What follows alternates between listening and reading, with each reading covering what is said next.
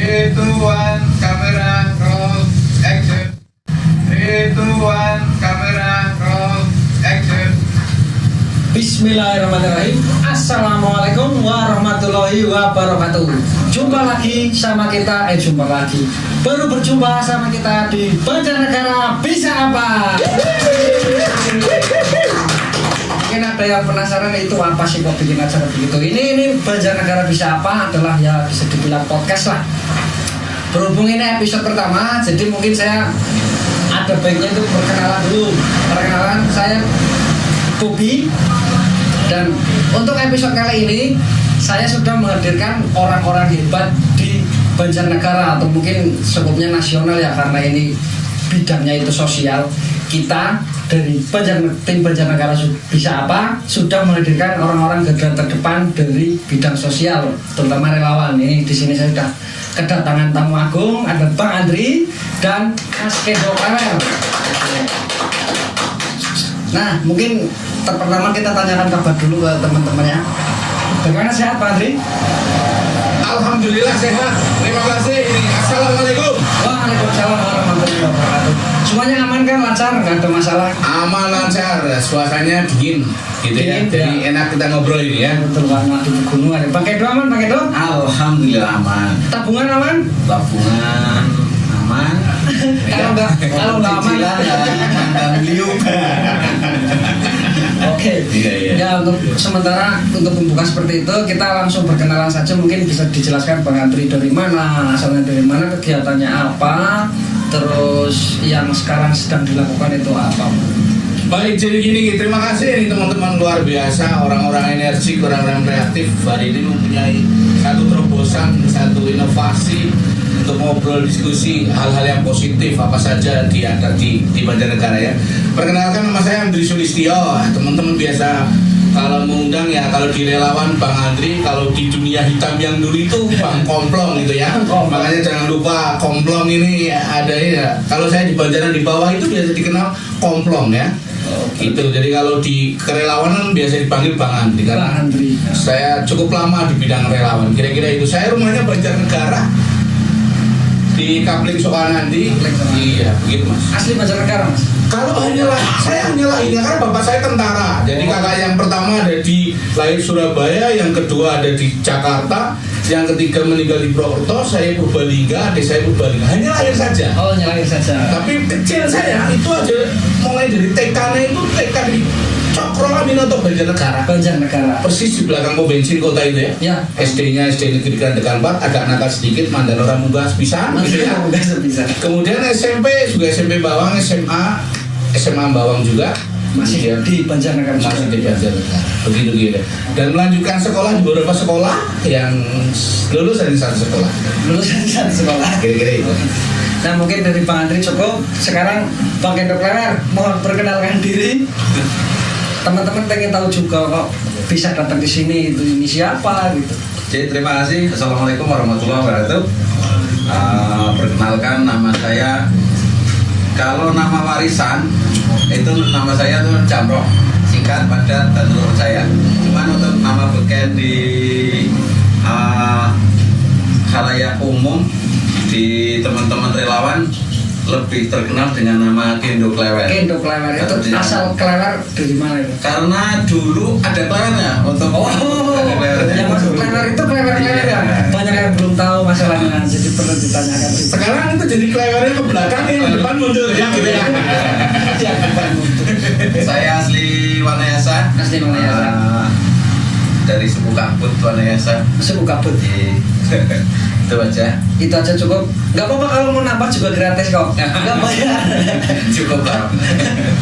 Oke, karena kita hari ini kan membahas tentang relawan ya, sosial. Sebelumnya saya pengen bertanya itu sebenarnya relawan itu di bawah payung siapa sih? Jadi gini, pengetahuan saya jadi relawan itu boleh sendiri, boleh organisasi. Tujuan utamanya dia harus ikhlas dulu, mau melakukan sesuatu hal yang tanpa beban, tanpa bayaran, tanpa itu dia harus ikhlas dulu. Relawan sekarang ini, kalau dulu relawan itu kalau kita boleh katakan itu apa saja bisa jalan, tapi sekarang ini ke depan relawan harus punya kemampuan dan kompetensi kayak gitu. Keahlianmu apa sih? Jangan asal datang-datang kira-kira. Karena relawan itu bisa berorganisasi maupun pribadi.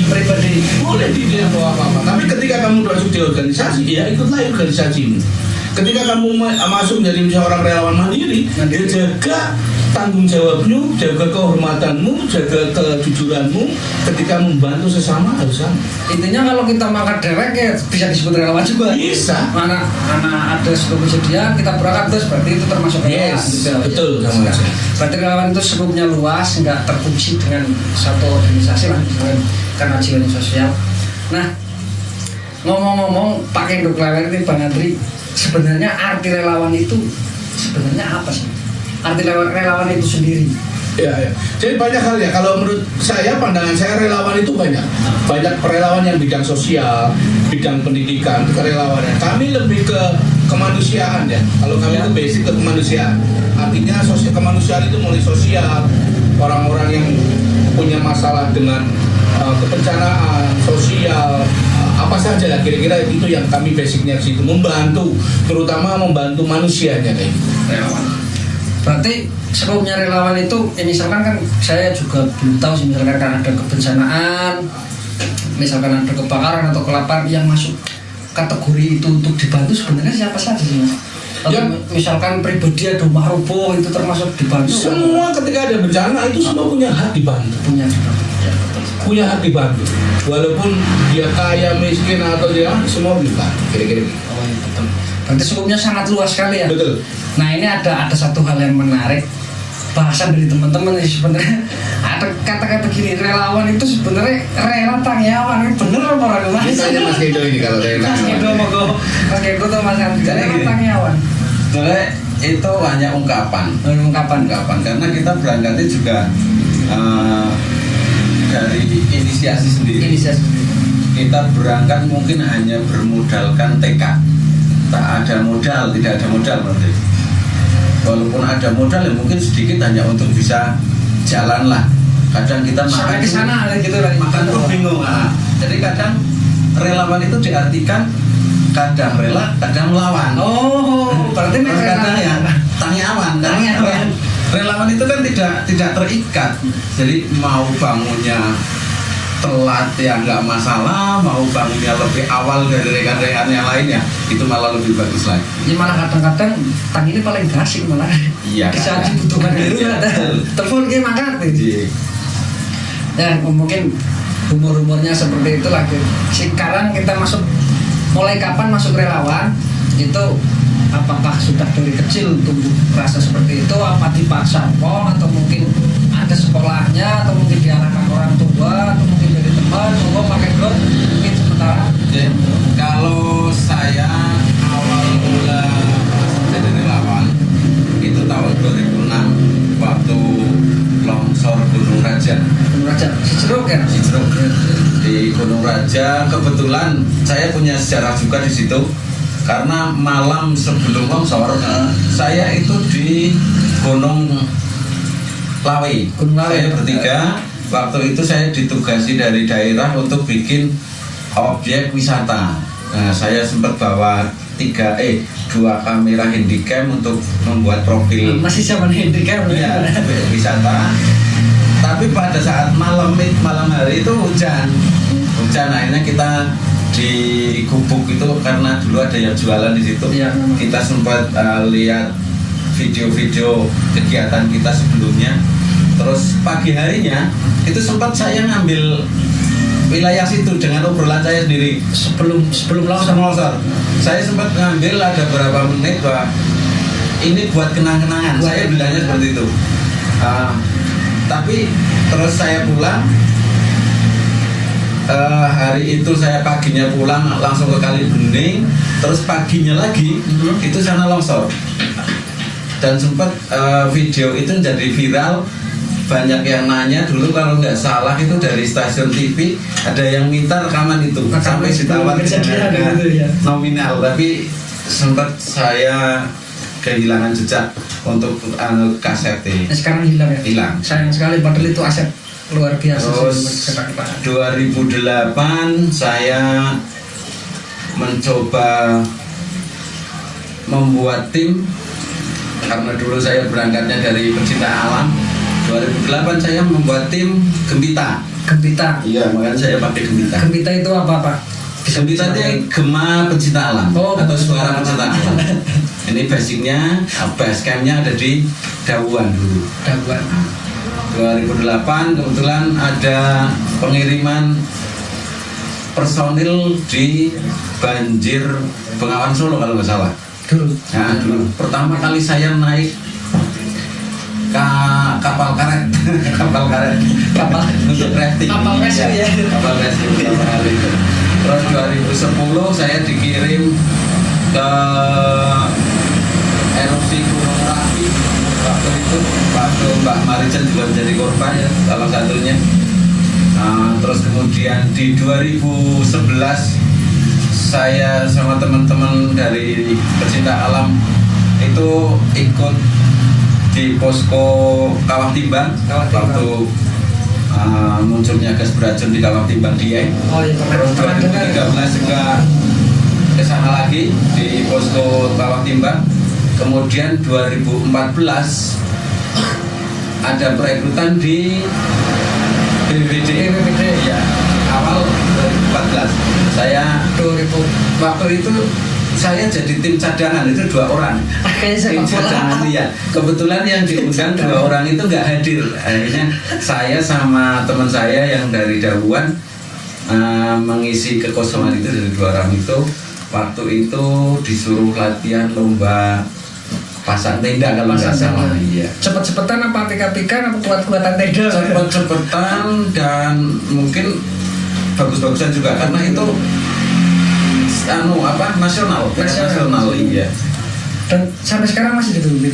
Alhamdulillah mungkin itu rezeki saya sampai saat ini masih menjadi relawan di BPBD Kabupaten Banjarmasin. Alhamdulillah semuanya lancar. Nah itu tadi cerita dari sejarahnya dari Bang Gendo Klewer. Mungkin Bang Andri punya cerita, pokoknya tumpahkan semua. Kita juga pengen tahu kok bisa-bisanya masuk relawan gitu. Mungkin dari kecil apa sampai sekarang gitu. Jadi gini, saya itu anak tentara ya. Anak tentara dari 5 bersaudara perempuan semua. Bapak saya itu juga mendidik anak-anak panti asuhan, saudara-saudaranya meninggal. Jadi ada total ada 9. Semuanya perempuan. Saya laki-laki sendiri. Dan bapak saya udah wanti-wanti waktu itu. Saya itu orang yang selalu hidupnya itu di asrama. Sejak di asrama Kodim. Sejak mulai tahun 82, 81 kecil di asrama Kodim. Dan saya tuh nggak punya kamar. Terus tidurnya? Saya tidurnya selalu di musola atau di Land Rovernya punya tentara. Dan itu terus dan saya ikut sering nakalnya karena anak kecil ya, nakal wajar ya di ngelos itu ya biasa aja. Tapi saya senang ikut kegiatan apa saja, agak sedikit tantangan saya ikut mandi di sungai apa. Kalau anak kecil dulu nyolongi jajak di sawah-sawah kayak gitu ya. Nah itu terus sampai iyalah kecil kan timun naruh buah ya gitu ya, nyabrang gitu. Itu sudah mulai nakal kecil. Tetapi ketika saya ada orang yang jatuh, aku kadang-kadang itu mulai respon saya. Sejak kecil saya sudah mulai itu gitu. Jiwa sosialnya udah tinggi dari kecil. Ya, jadi bapak saya juga ngajari saya memang harus disiplin dan berharap orang tua saya sebenarnya saya masuk tentara. Tapi saya enggak.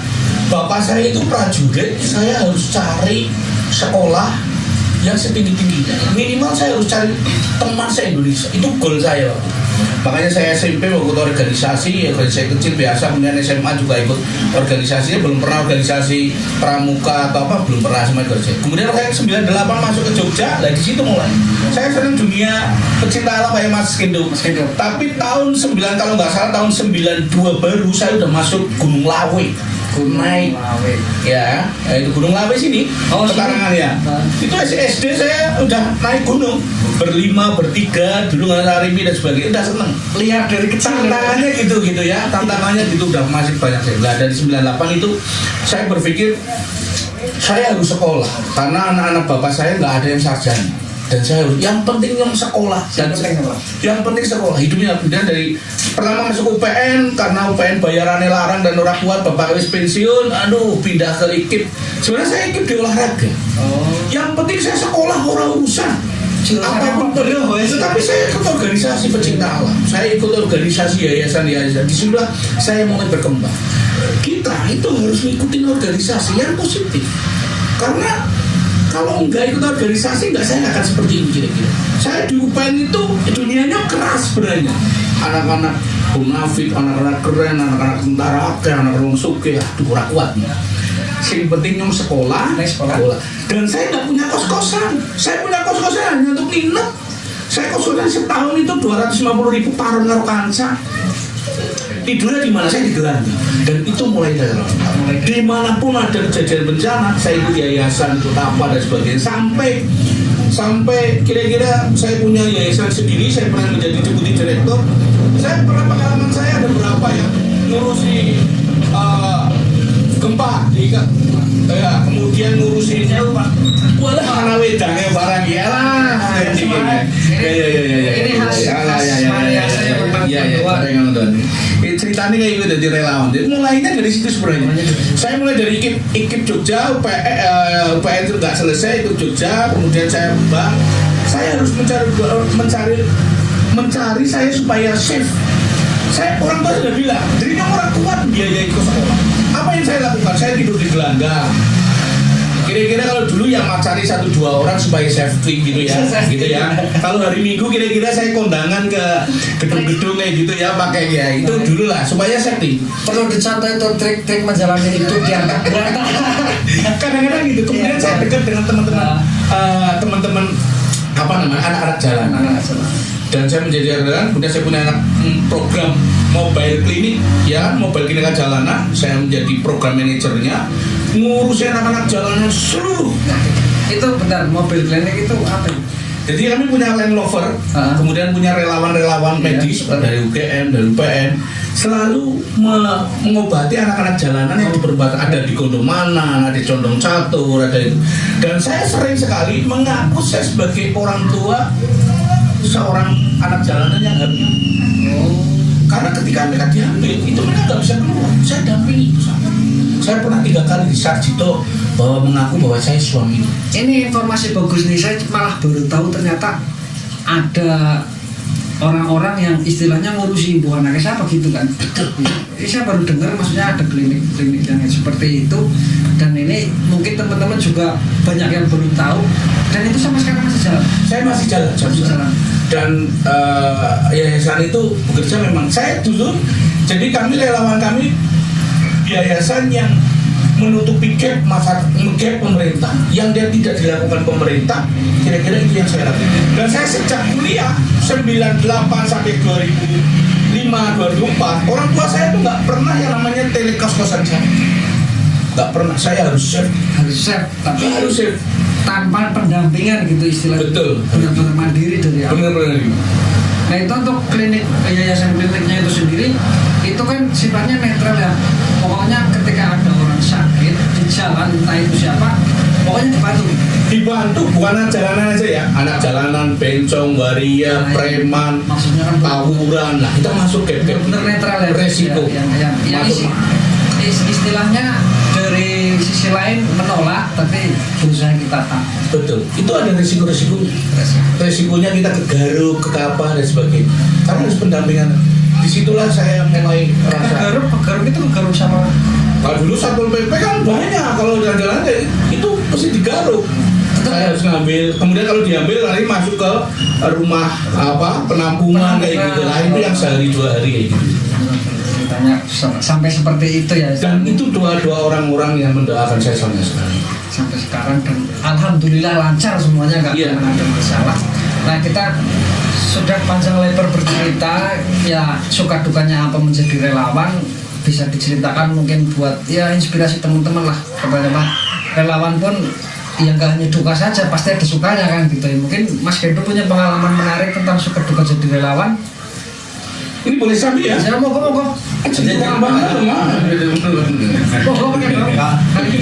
Kalau untuk suka dukanya itu banyak sekali.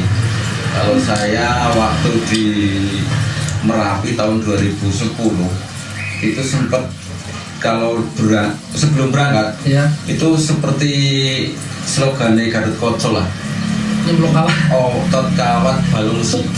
Tapi begitu sampai di sana, sampai di lokasi, karena saya juga belum orientasi medan, saya belum tahu jalur evakuasinya kemana, saya belum tahu letak Gunung Merapi itu di sebelah mana. Sama sekali saya belum tahu.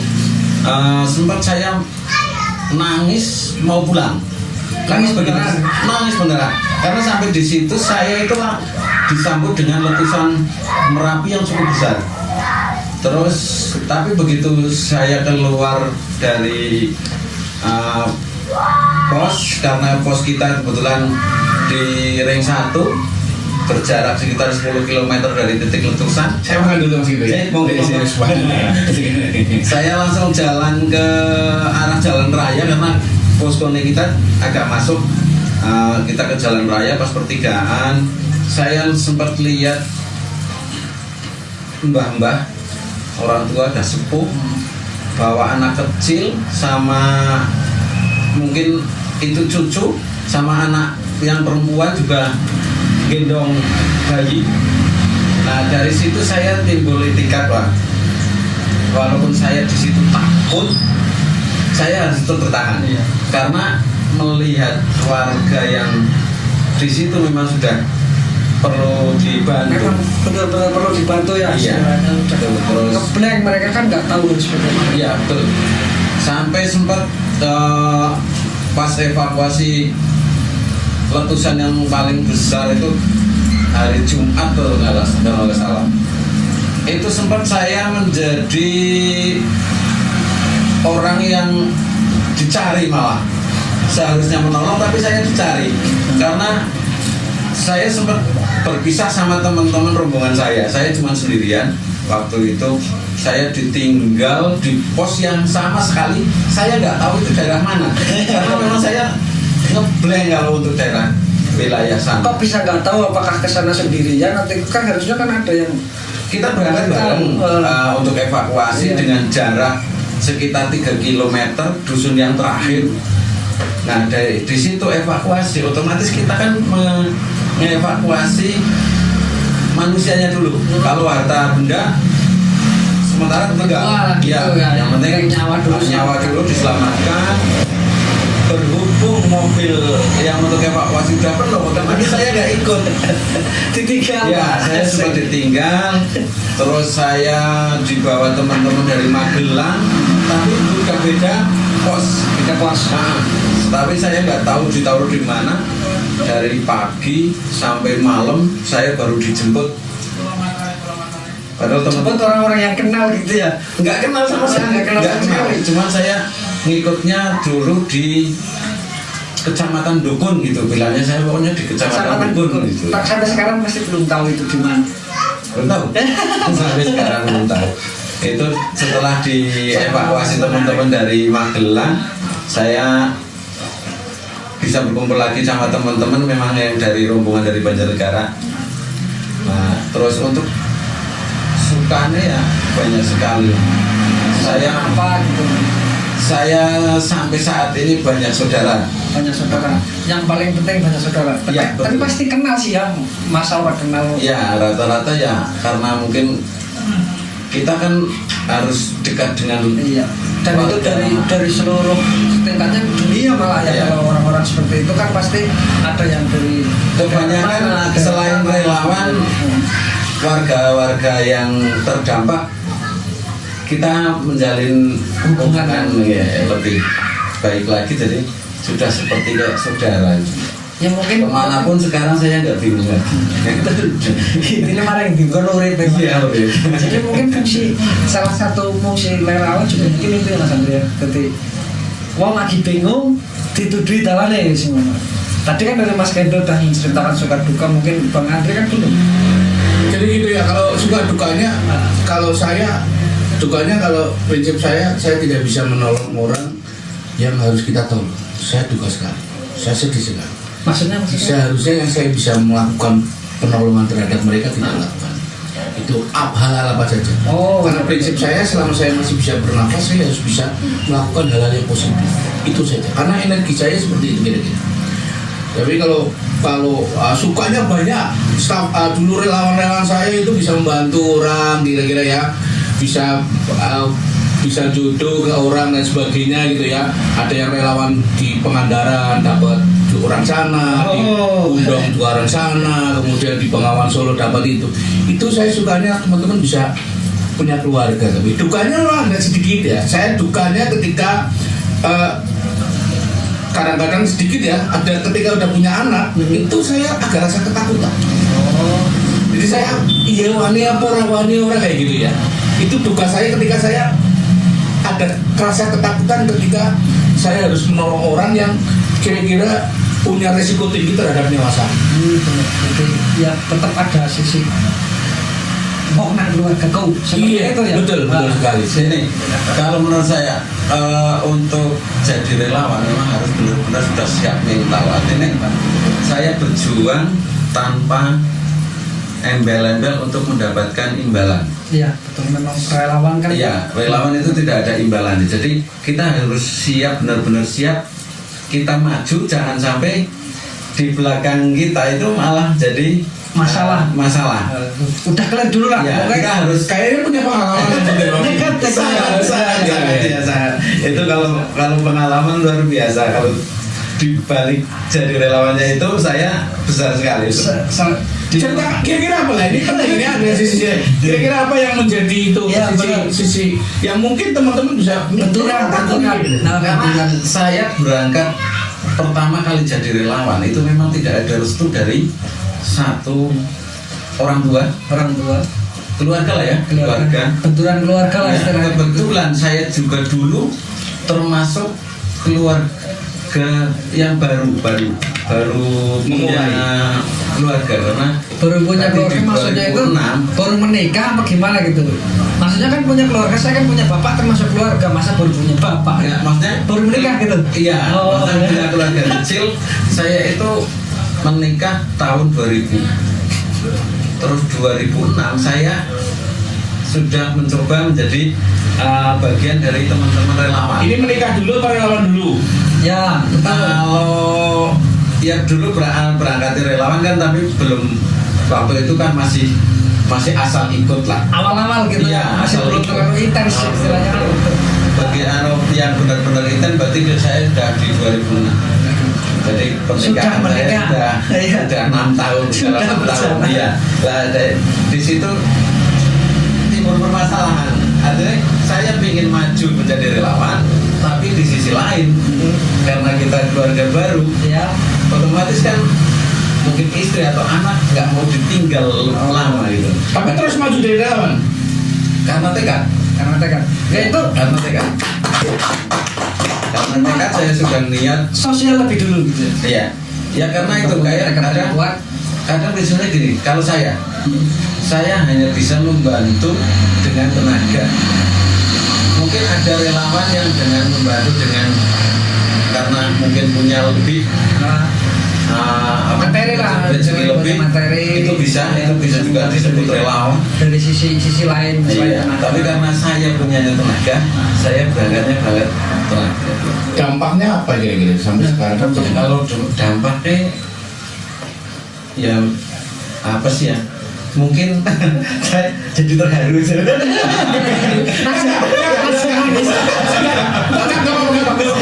Ya maksudnya gini, ini penting ya Mas Bob. Jadi gini, kita harus bisa menyelesaikan, karena relawan itu juga bisa ngurus diri kita sendiri, keluarga dan orang lain. Nah, itu tapi ini penting sekali nih. Kita bisa belajar di sini, kita edukasi teman-teman. Saya takutnya relawan-relawan ini banyak yang kayak gini, jangan. Karena ini kan bagian dari sosial yang kalau di agama saya Islam ya, kita ketika ibadah ya orang sholat, ngaji, salah satu sosial. Ibadah itu semua gitu kan. Tipnya kira-kira ini dari pengalaman Mas Gendo, ini kan belum ketemu. Yang penting ada restu. Tipnya ada restu. Dari keluarga. Pokoknya dari keluarga kecil atau keluarga besar harus ada restu. Biar berangkatnya ke sana pada saat menjadi relawan tidak ada beban. Artinya yang ditinggal pun nggak menjadi masalah. Nggak menjadi Karena masalah. kebanyakan semoga sih tidak terjadi sama teman-temannya lain. Maksudnya apa ini maksudnya? Enggak. Ini penting ini. Saya nggak bingung dari tadi muter-muter aja ini. Panjang muter-muter Iya. nggak tahu intinya sebenarnya dampaknya itu apa, masalah apa yang Resikonya terhadap keluarga kira-kira. Dampaknya dampak ke keluarga karena otomatis menjadi relawan kan tidak hanya 1 hari 2 hari. 2 hari. Ya bisa saja lebih dari 1 minggu, ada 1 bulan lalu bisa jadi seperti itu.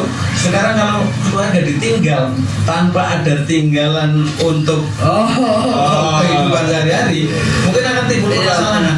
Nah itu yang menjadi hambatan kalau memang mau jadi relawan. Iya. Biasanya. Tapi dampak kepada Mas Kendo sendiri yang saya tanyakan itu kan untuk umum. Lah Mas Kendo kan sudah merasakan dampak yang mungkin luar biasa karena tadi jadi relawan. Nah itu sebenarnya apa? Apakah setiap bulan dimarahi atau gimana, atau sekarang Pada intinya karena kurang restu. Karena kurang restu otomatis jadi permasalahan di keluarga gitu. Iya. Itu. Sama Kalau saya berbeda, jadi gini, kalau Mas Edo kan ini ada sedikit curhat, tapi nggak apa-apa. Iya, nggak apa-apa. Kalau saya terus terang ketika saya melakukan akad dengan istri saya itu orangnya ya karena sering pecinta alam dan sebagainya, saya keluar dari nikah tinggalkan. Dan saya kan sosial, saya jadi cerita. Ketika ada apa-apa, ketika ada darurat, saya akan pergi keluar saja. Contoh saja gempa Jogja, istri saya itu saya tinggal hampir 2,5 bulan. 2,5 bulan. Dan punya anak, saya udah komitmen. Saya ini orangnya ketika saya ini karena saya sering kegiatan sosial dan salah satu pekerjaan di naluri saya di sosial, saya tinggal di istri saya. Rumah saya juga ambruk, saya kembalikan itu dan saya nggak pernah pulang. Saya nggak pernah mikirkan. Kadang-kadang berbeda, saya tahu risiko, pasti keluarga akan ya sudah, itu komitmen saya. Orang tua yang jadi masalah orang tua justru. Ini ada sisi positif dan negatif, tapi artinya belajar bagaimana kita bisa kunci dalam perelawan saya sebagai orang adalah Komunikasi dengan pihak-pihak yang ada di belakang lah istilahnya kan gitu. Saya project di Bantul waktu gempa saya cukup lama, hampir 3 bulan nggak pernah. Saya di Pangandaran hampir 4 bulan saya nggak pernah. Kira-kira kayak gitu. Tapi saya biasa. Kemudian ketika jadi relawan saya kembali ke Banjar juga sama, saya tinggal juga. Ditinggal juga, intinya kan berarti kita harus bisa menyeimbangkan gitu lah ya Mas. Menyeimbangkan. Kalau saya dulu berbeda sama Mas Sewu. Jadi kalau saya ketika saya masuk ke organisasi yayasan, dulu ketika saya pergi, saya itu dijamin oleh orang yang membiayai saya, memberikan terhadap proyek volunteer saya. Artinya saya pergi, tolonglah bojone ditransferi lah apa boleh. Kira-kira kayak gitu. Proyek volunteer ya, ada bahasa-bahasa tertentu yang mungkin saya nggak paham, itu bisa dijelaskan? Ya, proyek volunteer dulu kalau dengan berapa lembaga-lembaga ada kadang-kadang. Dulu saya pernah jadi proyek volunteernya dari AUSED, larang jadi volunteer AUSED bisa kerjanya ya diatur bener gitu ya, bisa kalau dulu kira-kira $500 gitu ya, kalau 7 itu sekitar ya 3-4 juta ya volunteer kira-kira gitu. Dan kalau volunteer di daerah lah ya kadang-kadang hanya rokok saja ya, kadang-kadang ada uang baru Mas nggak ada kira-kira itu yang ada. Tapi kalau dengan organisasi besar itu ada biasanya. Berarti memang ada pihak tertentu, itu termasuk donatur juga. Donatur. Jadi kalau lembaga donatur itu ada proyek-proyek yang ini untuk SDM-nya, ini untuk operasionalnya, untuk itu ada semua. Orang-orang yang bergerak di situlah intinya ada biaya untuk itu. Iya. Nah itu mungkin kesimpulannya dari benturan-benturan apa tadi udah ada tips-tips tertentu, mungkin kesimpulannya kan walaupun meninggalkan tapi bukan berarti meninggalkan, bahasa kerennya kan seperti itu. Jadi harus bisa menyeimbangkan lah tipsnya gitu ya Mas Kendor kan? Ya. Betul sekali. Nah ini sebelum kita masuk ke prestasi, saya ada satu pertanyaan. Saya nanti akan bahas prestasi lah, pasti ada kan dalam setiap organisasi pasti ada. Tapi saya pengen tanya, ada pengalaman menarik gak yang mistik-mistik, berbau mistik?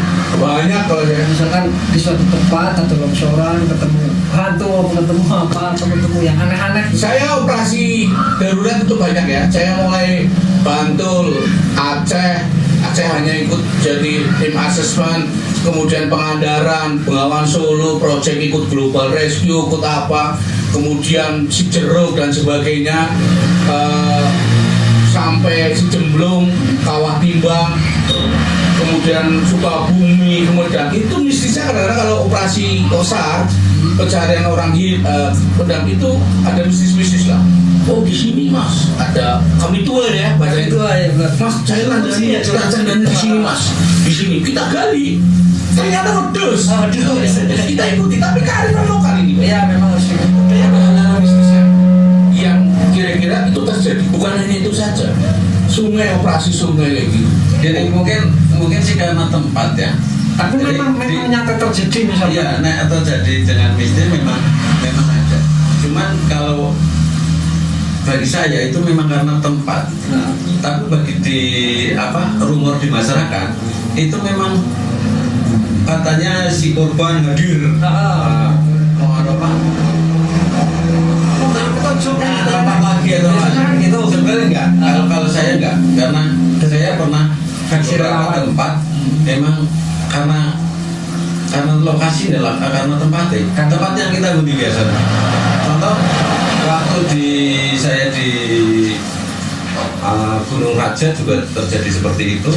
Terus belum lama di Jemblung saya juga mengalami itu 1 tahun.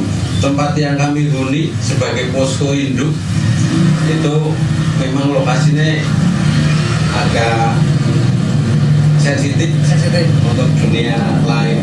Nah, dari Mas Keno sendiri, maksudnya pernah mengalami langsung nggak? Misalkan, wah nyongkrong saya ketemu ini, pernah nggak? Nah, dulu termasuk saya adalah orang yang paling penakut. Paling penakut? Iya, karena waktu di Jemblung lah, itu memang lokasinya agak serem juga. Yang kita tempati, sempat teman saya juga ada yang kesurupan, terus nah pengalaman seperti itu kan biasanya si penghuni situ itu ngomong malah saya itu penghuni sini sudah sekitar 100 tahun. Sudah 100 tahun, cuman kalian menghuni sini itu tanpa izin. Jadi istilahnya itu pada saat sembrono lah ya gitu. sembrono. Itu benar-benar sedih ya. Iya, jadi terus minta dibersihkan untuk lokasi situ ada. Setiap hari kita memang berupaya untuk selalu menjaga kebersihan lokasi.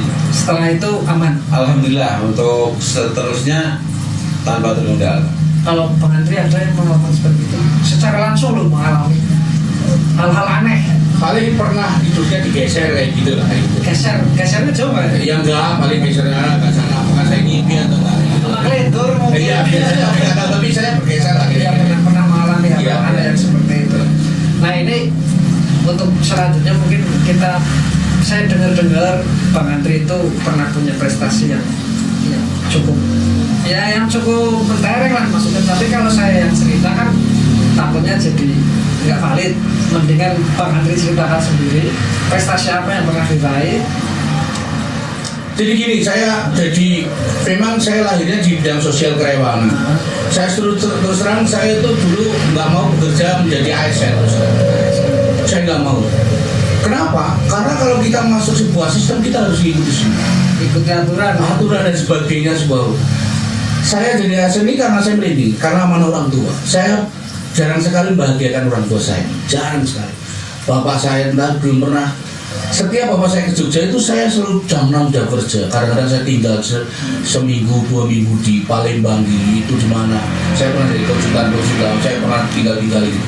Dan pernah cerita waktu itu setelah bapak saya pensiun, cerita kalau nggak salah tahun 2007 sebelum meninggal, Bok Andri itu kan daftar PNS lah, dijajal lah, supaya dari orang tua, supaya anak istri bisa bareng terus.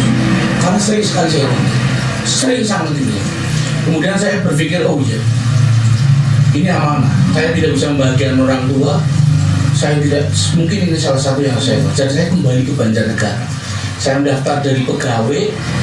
Kira-kira IPK-nya 2,75 ngepas banget syarat itu. Dan itu saya masih punya proyek di Sumatera. Saya daftar, diterima. Tapi saya sudah deal dengan istri saya, dengan bos saya, waktu direktur saya. Kalau saya nggak betah, saya keluar. Itu yang salah satu dan ikuti. Tapi profesional kompetensi saya di bidang kerelawanan itu saya lakukan. Sejak 2009 umur saya udah tua waktu itu masuk dengan kredit selain teman-teman mahasiswa baru gitu ya, kira-kira udah umur 30-31 tahun masuk PNS. Saya pikir yang penting saya kerja, saya dimanapun kerja saya profesional. Saya mengikuti kawah timbang, kemudian 2011, 2013 sampai Cicemplung. Teman-teman ini Mas Kendo, saya ketemunya dengan Mas Kendo di Cicemplung. Saya masih staff saya sendiri karena ketika darurat pertama, saya orang pertama yang masuk dalam operasi, dan saya menjadi gila ketika ada tangisan-tangisan yang saya itu lakukan. Dan itu mulai dilihat oleh prestasi saya, bukan kinerja saya oleh gubernur, oleh kepala BNPB Pak Samsul Ma'arif. Saya orang pertama yang ditelepon, dan saya tidak meninggalkan itu, dan operasi saya diri semuanya karena waktu itu saya staff. Tapi saya lakukan, dimarahi, dikentak, ini teman-teman diajak semua, dan teman-teman ini kan dulu enggak masuk di dalam jadi bagian dari BPBD, makanya saya ajak itu. Dan terakhir saya memang mendapatkan penghargaan dari segala sesuatu yang dilakukan. Saya menjadi tokoh inspiratif bencana tahun 2015. Waktu itu saya penghargaan dari BPBD yang diberikan oleh Pak Samsul Ma'arif. Oleh duit 15 juta yang gue relawan, gue makan bagi semua ya. Tapi itu penghargaan itu bagi kami sebenarnya berat, dan saya harus mengikuti terus perkembangan, saya harus berkompetensi, saya tidak akan dan itu udah penawaran yang banyak sekali, Mas. Penawaran loh. Oleh Pak Kepala BPD Provinsi ditarik. Enggak, saya lebih baik membangun Banjarnegara. Saya ingin bisa berbakti membantu masyarakat Banjarnegara. Ngapain saya harus besar-besar, tapi kalau tidak ada manfaat, saya lebih baik membantu yang kecil tapi bermanfaat, bernilai. Contohnya banyak teman-teman relawan yang kemarin tidak kita rekrut yang terakhir dari BPBD selalu ditelepon, Mas Hendrik tolong bisa kesini, dipindah aja. Saya enggak lah. Tapi kalau saya pindah, saya berpikir ini amanah orang tua supaya enggak terlalu itu dia sehingga, dan itu menjadi fondasi saya kuat ketika membantu orang teman-teman Banjarnegara. Tapi tidak ada Banjarnegara ketika darurat, saya kemana-mana. Ketika darurat tetap istilahnya, walaupun pulang ke Banjarnegara ya bukan berarti tetap membanjar. Betul. Ketika ada darurat di sana ya tetap kita harus bergerak. Betul. Sampai saat ini kita kadang izin jetal. Maksudnya kapan mau berangkat ya berangkat. Nggak tahu waktunya jam berapa. Pokoknya ada panggilan langsung bas. Pekalongan ya. Iya. Pekalongan itu kita sudah berangkat ke arah Pekalongan. Iya. Tapi balik lagi akhirnya kita ke arah lain. Lokasi longsor di Kebumen. Nah. Evakuasi yang tinggal 1 orang selama 5 hari itu belum diketemukan. Akhirnya alhamdulillah kita datang dengan waktu cuma 1/4 jam, si korban terakhir bisa kita temukan. Bisa ditemukan. Nah ini mungkin untuk episode kali ini udah banyak banget kita ngobrol ya. Tapi saya masih ada sedikit pertanyaan lagi sebelum saya tutup. Ini kan urusannya dengan bencana, pasti ya kayak seperti yang disampaikan, ketemu dengan orang meninggal. Saya pengen tanya, rasanya seperti apa sih ketika menolong orang yang jumlahnya pasti kadang-kadang nggak sedikit, dan mereka kena longsor berapa puluh orang tertimbun. Dan saat menemukan itu tuh punya rasa seperti apa? Kalau saya kan orang biasa pasti, wih berhenti. Nah dari mas sendiri itu rasanya seperti apa? Rasa yang dirasakan? Kalau saya membayangkan itu terjadi pada keluarga saya. Jadi yang teringat langsung keluarga gitu. Keluarga. Dan kita seorang manusia yang boleh dikatakan dunia paling sempurna, itu minimal untuk penghormatan terakhir dia diberikan layaknya manusia dikubur menurut agama saya secara Islam, yaitu secara layak, tidak dibiarkan, tidak itu secara layak, dan kita doakan itu penghormatan terakhir. Apapun bentuknya, kita kan orang Jawa ya, orang Indonesia juga kadang-kadang kalau ada kematian dan sebagainya itu bisa mendoakan terakhir. Kalau saya, kira-kira kalau terjadi pada keluarga saya, bagaimana? Pastinya ya memanusiakan manusia. Ya sisi lain mungkin kalau takut sih mungkin seiring berjalannya waktu bisa diatasi lah. Tapi kan misalkan ketemu yang sudah 3 hari itu kan baunya sudah enggak. Itu ada awal-awal ada rasa. Kalau awal-awal memang ada rasa takut, ya risih. Iya. Makanya kalau untuk saat ini itu kita dituntut untuk menjadi relawan yang profesional. Artinya kita bisa menguasai tentang evakuasi, kita harus bisa menguasai walaupun kita relawan. Ada tekniknya ya? Ada teknik. Tak sembarangan Iya, asal enggak. gitu. Makanya kita selalu belajar dan belajar. Walaupun kita relawan, tetap harus profesional. Ada alur yang harus dipelajari lagi katanya. Ya mungkin bagi teman-teman yang minat menjadi relawan, ya ada baiknya aja langsung seluduk maka direct. Cari dulu lah orang-orang terdekat kan pasti ada. Kayak sekarang gini, Iya. ada relawan yang datang cuma ngambil foto. Iya, oh itu. Ada relawan yang memang benar-benar berangkat cuman ya bawa bantuan dengan saya. Apa ya? Ya nggak apa-apa sih Pak. Bebas ini mah Bawa podcast. bantuan Apa-apa. sedikit tapi bergaya. Iya. Ada. Tapi memang ada benar-benar relawan yang berangkat totalitas. Artinya mereka siap ditempatkan di lapangan. Tapi seperti tadi saya katakan bahwa relawan tidak hanya di garda terdepan. Mereka yang punya uang, mereka yang punya barang, itu juga relawan. Itu bisa disebut relawan juga. Nah itu tadi obrolan asik kita. Ya sebenarnya sih obrolan ringan tapi mungkin masih istilahnya kita cukup belajar karena episode pertama. Saya terima kasih sekali sama Pak Andri yang jauh-jauh sudah menyempatkan diri ke sini. Kami sudah dibantu untuk membangun podcast ini. Nah sekarang kesan dan pesan dan kesan apa ya? Mungkin pesan-pesan untuk teman-teman lah. Mungkin dari Mas Andri dulu. Kalau saya pesan kita, saya warga Banjarnegara ya. Karena warga Banjarnegara itu wilayah kita adalah rawan bencana tinggi. Artinya kalau bencana itu terjadi pasti terjadi. Tuhan yang menentukan. Tetapi kalau upaya kita bisa membantu mengurangi risiko, mengurangi dampak bencana, itu menurut saya sangat mulia dibandingkan kita tidak ngapa-ngapain. Itu saya.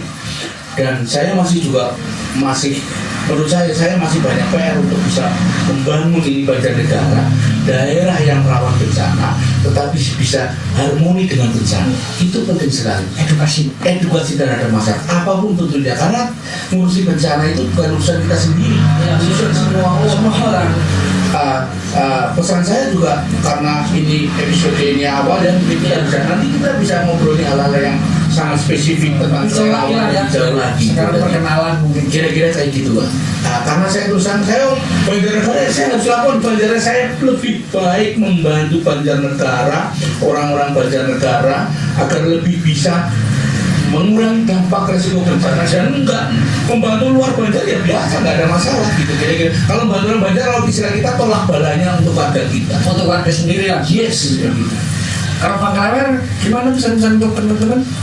Kalau saya teman-teman pesan untuk teman-teman relawan, tetap semangat, jadilah relawan yang berakhlak, terus punya dedikasi tinggi, jujur, ya, terus intinya memanusiakan manusia. Terima kasih sekali Pak Klewer. Nah ini untuk terakhir sekali nih, dari terakhir udah terakhir tapi masih lanjut aja. Asik sebenarnya ngobrol gini sih Mas. Oke, terakhir ini untuk kata-kata untuk Banjarnegara bisa apa untuk podcast kami lah mudah-mudahan. Untuk Banjarnegara bisa apa? Lakukan langkah pertama untuk hal-hal yang positif. Jangan pikirkan langkah belakang untuk karena kalau kita memikirkan langkah belakang kita capek. Kita harus bisa melihat Banjarnegara harus lebih bisa maju, harus bisa lebih sejahtera, bisa mengurangi risiko bencana dan saling membantu. Itu insya Allah akan lebih cepat banyak saudara. Kira-kira gitu. Lakukan langkah pertama. Ini salah satu teman-teman podcast sudah melakukan langkah pertama hal-hal yang positif. Kalau ketika banyak energi positif, insya Allah Banjarnegara aman dari segala macam bencana, sejahtera dan segalanya. Ya walaupun masih banyak kekurangan, setidaknya kita sudah melakukan. Pakai pesannya apa? Untuk Banjarnegara bisa apa? Kata-kata yang main. Apa ditomani amin bareng kan? Amin kan ada yang khusus. Ya kata-kata aja untuk Banjarnegara bisa apa? Ya, semoga Banjarnegara akan lebih maju lagi dengan semangat teman-teman relawan. Mari kita bantu teman saudara-saudara kita. Meski bakti kita belum seberapa, tapi insya Allah dengan tingkat baik kita, Banjarnegara akan semakin aman dari Ya. Secara amin, alhamdulillah. Oke, sementara untuk episode kali ini saya akan cukup di situ saja. Bisa kita sambung di episode berikutnya. Kami akan berusaha untuk lebih istilahnya lebih menarik lagi, cari informasi yang lebih bermanfaat lagi. Jadi tetap di Banjarnegara Bisa Apa. Jangan lupa tonton terus ya. Assalamualaikum warahmatullahi wabarakatuh. Waalaikumsalam warahmatullahi wabarakatuh.